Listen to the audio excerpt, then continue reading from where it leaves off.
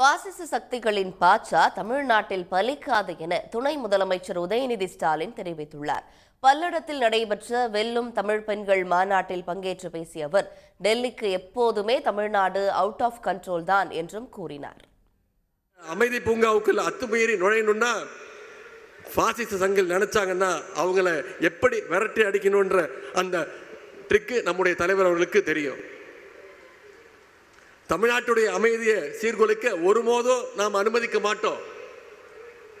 பாசிச சக்திகளுக்கு சலாம் போட்டு தமிழ்நாட்டுடைய கதவுகளை திறந்துவிட நாம் ஒன்றும் அதிமுக கிடையாது. அண்ணா உருவாக்கின திராவிட முன்னேற்ற கழகம், கலைஞர் வளர்த்தெடுத்த திராவிட முன்னேற்ற கழகம், தலைவர் அவர்களால் வழிநடத்தப்படுகின்ற திராவிட முன்னேற்ற கழகம். ஆகவே பாசிஸ்டுடைய பாட்சா என்னைக்கும் தமிழ்நாட்டில் பலிக்கவே பலிக்காது. உடன்பிறப்புகள் விட மாட்டாங்க. பாசிஸ்டுகள் இன்னைக்கு பழைய அடிமைகள், புதிய அடிமைகள்னு எத்தனை பேரை கூட்டிட்டு வந்தாலும் தமிழ்நாடு என்னைக்குமே தலைவர் சொல்வது மாதிரி டெல்லிக்கு அவுட் ஆஃப் கண்ட்ரோல் தான். உடனுக்குடன் செய்திகளை தெரிந்து கொள்ள சன் நியூஸ் பெல் ஐகானை கிளிக் பண்ணுங்க.